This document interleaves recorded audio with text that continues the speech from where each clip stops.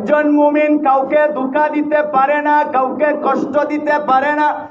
যেই মানুষটা মানুষকে কষ্ট দেয়, মানুষকে ধোঁকা দেয়, আমার নবী বলেছেন এই লোকটা মালউন, এই লোকটা অভিশপ্ত।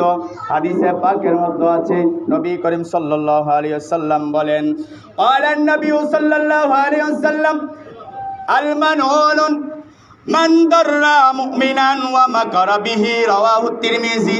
তিরমিজি শরীফের মধ্যে আছে, নবী করিম সাল্লাল্লাহু আলাইহি ওয়াসাল্লাম বলেছেন, যে ব্যক্তিটা মানুষকে ধোঁকা দেয়, মানুষকে কষ্ট দেয়, ওই লোকটাকে আমার আল্লাহ অভিশাপ দেয়। নাউজুবিল্লাহ, নাউজুবিল্লাহ। খবরদার, মানুষকে কষ্ট দেওয়া, মানুষকে ধোঁকা দেওয়া থেকে বিরত থাকবেন। তিরমিজি শরীফের হাদিস, আমার নবী করিম সাল্লাল্লাহু আলাইহি ওয়াসাল্লাম বলেছেন, এই লোকটা অভিশপ্ত, এই লোকটা মালউন, যে মানুষকে কষ্ট দেয়, মানুষকে ধোঁকা দেয়।